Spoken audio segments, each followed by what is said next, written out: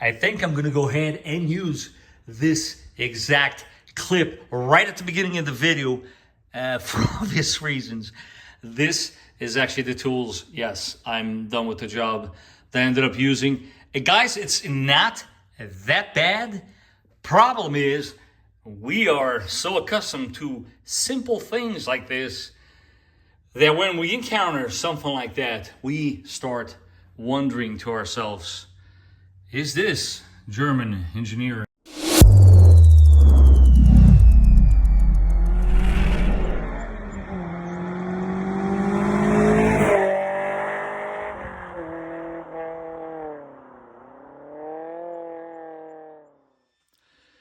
Well, today I've finally gathered the courage and the will to go ahead and finally replace the PCV valve on my wife's RAV4. Now, why do I sound like a Debbie Downer? Let me run a point across before we go ahead and start the PCV valve replacement on this RAV4. Ladies and gentlemen, welcome back to the channel. This is the Vikings garage, and this is a PCV replacement on your RAV4. And I'm blinded over here, but let's make a point across because it is important for you guys to see why I feel a little frustrated, but you shouldn't, because hopefully I'm gonna do this job and explain it in a way that will be super easy for you guys at home to accomplish it as well. Let's go ahead and turn this camera around. That's an Honda S2000 location of the PCV. Yes, this guy right there. It takes absolutely no time to do it. 4Runner. Let's take a quick look where the PCV valve is, shall we? A little harder to see, but still, it's literally right over here. It's not that hard to replace. So why am I telling you guys this? Well, brace yourselves, okay? Because we like to make things complicated. PCV valve on this RAV4. Underneath your intake manifold. And why is that a problem? Because now you also have to replace other gaskets. This is the valve in question. And it does look a little weird, and I agree with you. But once I have that intake manifold out, this will all make sense to you. All right, guys, let me give you a quick rundown of basically what we will be doing here. We're just basically taking a whole bunch of stuff out. EGR valve has to come out. I would recommend taking the intake. Hose with the hair box out. This guy has to come out as well. And there's some bunch of miscellaneous hoses, harness, and whatnot. But hopefully this will be pretty straightforward here for you guys.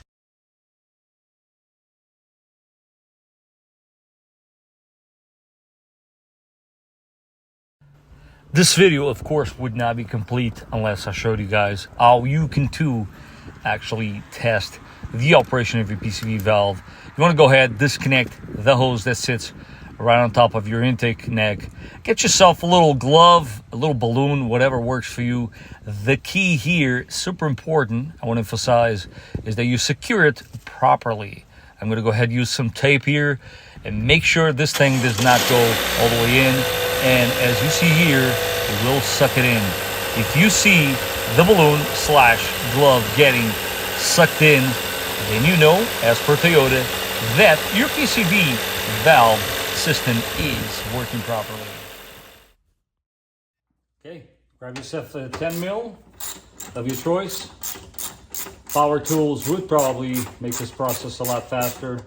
And go ahead and remove this guy and this guy. I like to go ahead, remove our freshly replaced engine air filter. I like to place it over here on top of the windshield just to prevent it from getting dirty. Next step, we're gonna go ahead and remove the throttle body from the intake manifold. To do so, you will have 3 8mm bolts, and again, I'm gonna go ahead and use this little guy. Key here, guys, is don't lose your bolts. There you go. And I find it always easier, for myself at least, grab your coffee cup of choice and drop all the bolts in there. Feel free to separate them if you feel like you're not gonna know where they're gonna go. Obviously, as you can see here, I did disconnect the throttle body because I plan on, once separating it, laying it down over here and giving myself as much room to maneuver like so as possible. With the throttle body now loose, this is the perfect opportunity to go ahead and clean it. Again, these throttle bodies do gather some carbon buildup. Mine is not necessarily the best of examples, but I'll try my best here. I say that because I have cleaned this throttle body several times. Yours might actually return a much worse result, but as you can see, there's always a little bit of carbon buildup there, and cleaning it, it's not only going to help the vehicle idle properly, but it will in return also help with gas mileage. This is where we encounter the first gasket that we will be replacing. So I'm going to go ahead and pull it out and place it to the side. Compare, of course, with the new part to confirm that we have the correct gasket. Let's go ahead and continue. Next one up, EGR. Okay, so when I said EGR, completely missed one step here, in which you're going to disconnect that 10, take all your connectors out. You want to put this harness to the side. You don't really have to go any further than this, because as you can see, we are starting to expose this intake manifold here, which is what we are trying to remove after all. This pipe right here that comes from the EGR, you got two 8 mil, another two 8 mil. They are different sizes. Keep them separated like I am. And pipe to the side again. Two more gaskets. Pretty self-explanatory. Take them off. Always take them off so you don't lose them. And keep everything organized. That's very important. And now we're going to carry on and proceed to remove this guy now once and for all. I did go ahead and take these two 12mm out already. And again, there is another gasket right there, which you do not want it to fall down. It is probably a very good procedure right now to go ahead and cover this intake. I should have mentioned that before. It's just good procedure. That way you know nothing's going to fall inside. Let's go ahead now and remove the EGR valve. You see, this is that part of the video in which I find myself not only losing clothes over here because I'm starting to get a little warm, and it will make sense to you in a second, but I start wondering why. Why do the engineers feel like this is the right way to do things? And now you wonder why I pushed the service as far as I did. Let me show you. Okay. Because I've taken quite a lot out of the way, and I don't want to lose track here. This guy sits over there. You got to wiggle it up because it has a tendency of getting stuck on these two dowels right there. Part to the side. The key here, now that I recall last one I've done of these, we actually open the coolant line because that's what's circulating here, because this line routes through here, which this is part of the intake. This is part of the intake. But then you follow this hard line down. It is attached to the intake there, so that has to come out. And all the way to the transmission case down there, another one. So that's that. You got another coolant line here. You got to take that off. That's not a big deal. But yet, again, this is going to be in the way. I mean, I could probably work around it. This one definitely cannot work around. The key here is you're going to loosen up this intake and move it back a little. You don't want to take this intake completely out because, as you guys can clearly see, this is like, it's take this out, take that out, take more of this out. Definitely going to move this harness a little bit higher just to give myself more room to take the bolts out. This guy right here, clip there, another bolt here. take that out because it is, you guessed it, attached to the intake. So you see my dilemma here. Now this whole thing actually should go to show you how often we actually sell these jobs. I mean, we usually on these do not even try to sell a PCV valve. And I'll explain to you why. It'll make perfect sense based on what you're seeing here. When we tell the customer how much labor it is, 99.9% of the people say, forget it, leave it alone. Because this is obviously a little labor intensive. But small update here on our quest to divorce these two, right? We went ahead, took that one out. We went ahead, let's see if we can zoom in for the folks there at home. There's one guy right there at 12 that makes this bracket to the transmission, and it does also work as a support for the intake on this side of things. We are now ready, for the most part, to one, we no longer have to open the coolant because we can go ahead and do exactly this. This is what we were trying to do the entire time. A bungee cord here will probably be your friend. You want to keep these guys away from the intake, of course. This guy, you can maneuver around this because, again, we're not removing the intake manifold completely, although you can if you choose to do so. What you want to do is create yourself space, and that will make perfect sense here in a second. Let's go ahead and take these 5 main bolts that hold the intake manifold to the engine. It is smart procedure if you have available to you to apply a little bit of shop hair over here so nothing falls into the head per se.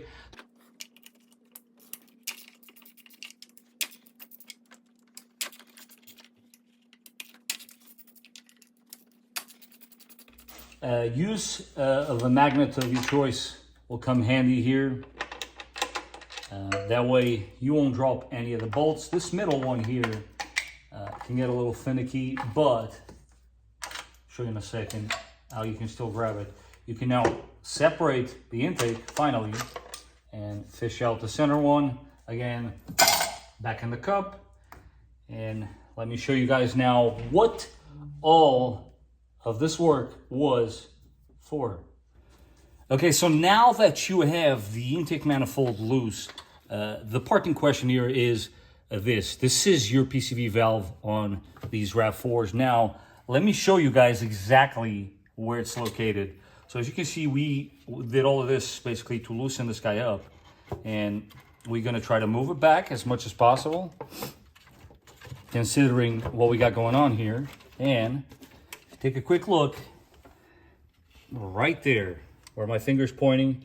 You will see the exact piece here. Let me take it off for you guys.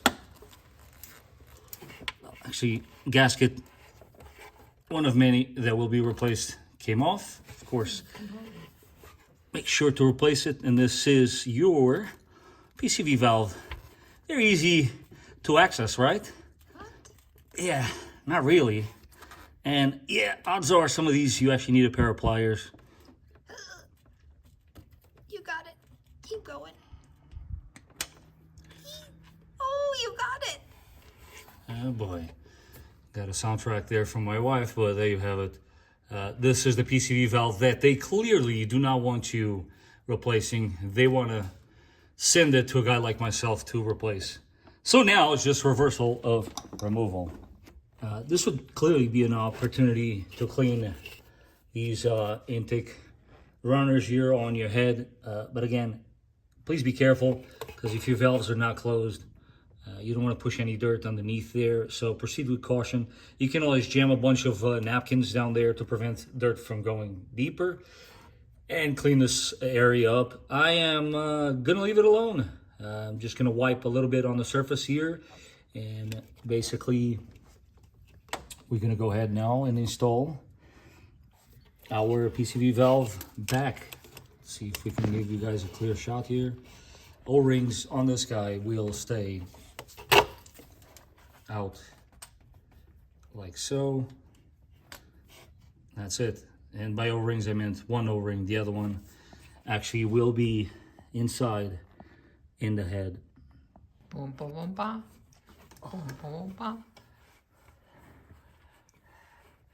You know, that's spouse abuse. I'm over here cleaning your runners and you're doing a Luca song for me. Does anybody out there know the name of the song? Better yet, do you know a cartoon I'm referring to? Luca Scorfano. And the other guy's what? Alberto. Oh no, it's Alberto Scorfano. Alberto Scorfano. Luca something. And the song in question is in the beginning of the cartoon. And it goes something like boom boom boom pa. Boom boom boom pa. And hopefully, we are not gonna break anything here, right? One more left to go. And we will go back in. Cut. Oh, boom, boom, boom, boom. Who wants to watch me eat a big sandwich? Yeah, if this is even gonna make it, it's going to be for the outtakes. All right. We are done cleaning this. We're gonna go ahead and put the new gasket back in there. Guys, not to worry that all the parts will be in the description down below. All the part numbers you guys are gonna need, including the gaskets I forgot to get because. So, top tip here, gasket only goes one way. Super important. This is how you know, and when you know, you know. That's exactly where it goes, so there's nothing to it. You line that one up, and then the rest follows suit. Not to be confused with soup. Follows suit. English is still not one of my fortes, clearly. Boom, boom, boom, boom. Okay. No more of that. Here.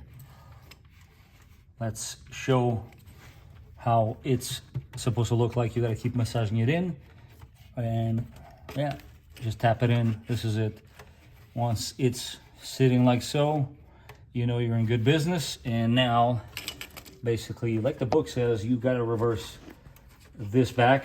Some people will tell you to lube the O-ring on that PCV valve.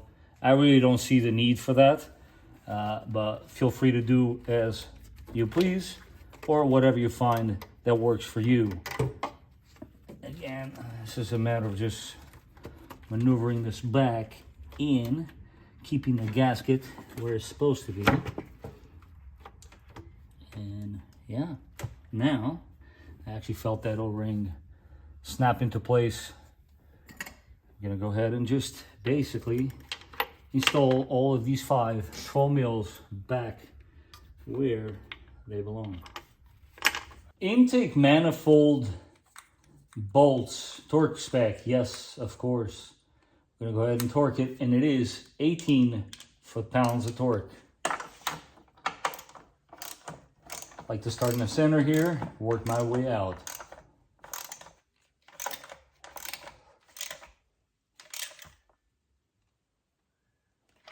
I don't tighten it all the way. You want to gradually tighten them all.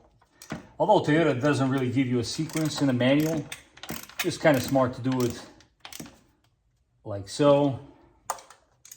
And then towards the end, you're going to go ahead and basically start again with the center one, work your way out, and you should be good to go.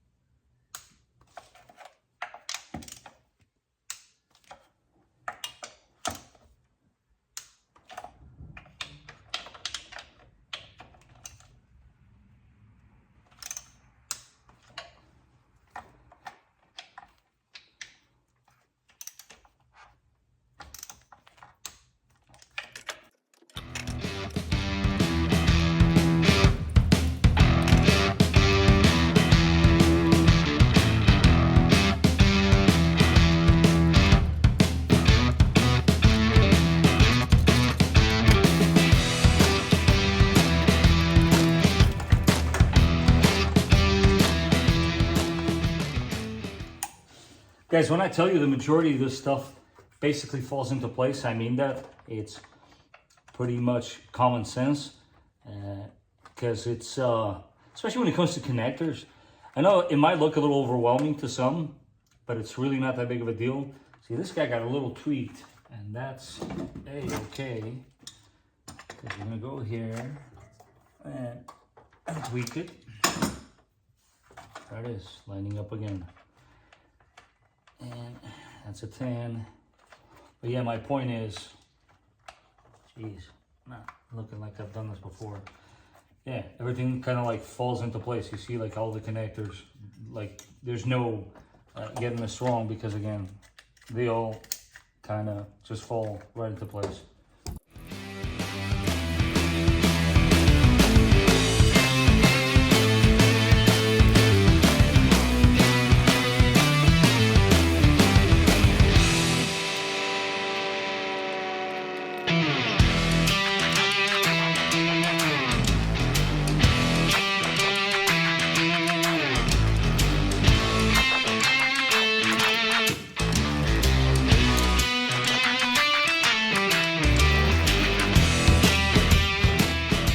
Before we go ahead and install the throttle body and torque all the necessary areas, new gasket for the throttle body installed.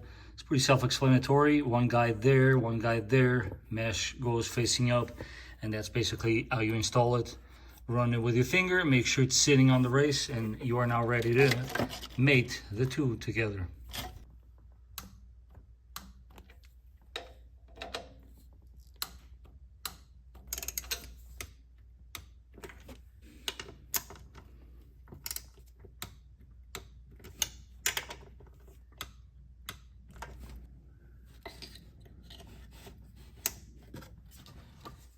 As far as your EGR pipe, again, it's pretty self-explanatory, guys.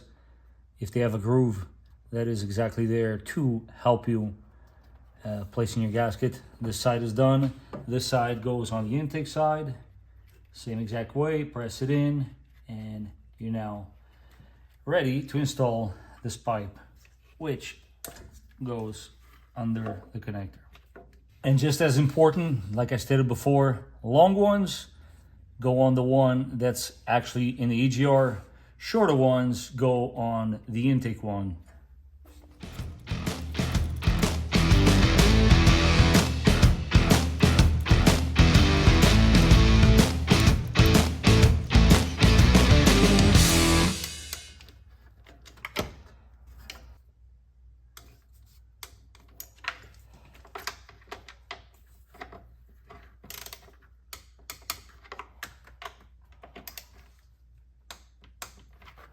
You have to go out there and buy these particular pliers, but I do have to say, when the time comes, they do make your life a lot easier. Loosen them up like so. As you can see, this is a pretty big clamp, so we have to kind of coast it back into place with our hands. But hopefully, as you'll see here in a second, when you apply the force. Ooh, can I do this one-handed? Yes. Ooh, there it is, and it locks it into place, making your life a lot easier. Install this in the intake rubber piece because it goes in one way. There is an orientation for it. You can use other pliers, but I find this particular tool to be extremely helpful in this matter. So that's a little top tip there for you. Now, mind you, once again, EGR for the win is kind of like in the way, but it's totally doable. There we go. Right there. Lubricating the throttle body a bit might actually not be such a bad idea, so let's try that. White lithium grease goes a long way. Spray it right on the outside edge of the throttle body, or you can always do the same on the boot itself. And that, my friends, will definitely assist you on getting this particular task done a bit faster. Just like that. A little bit of manpower. And there you have it. Vacuum hose, don't forget to connect it. back to your intake neck. Everything, once again, kind of like those connectors, guys, falls right into place. Mass airflow, it's got its own dedicated harness here. Let's go ahead and plug it up. That one is done. This one is done. You want to move this one around, and again, falls into place, goes right over there. This one goes right there. This one right into your valve cover. I like to leave everything the way I found it. Double check your work. We left this clamp loose, so we're gonna go ahead and tighten it up.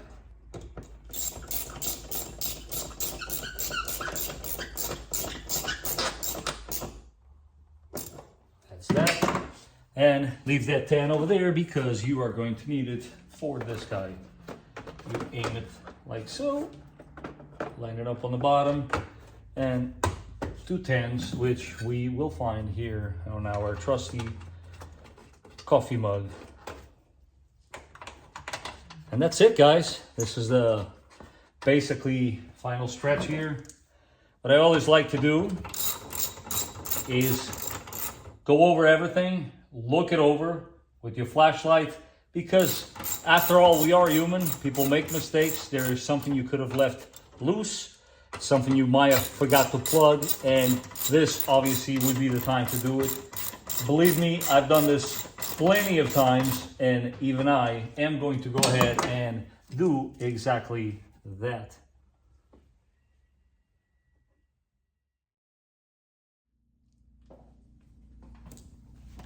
A few hours later, cleaned up and all, guys.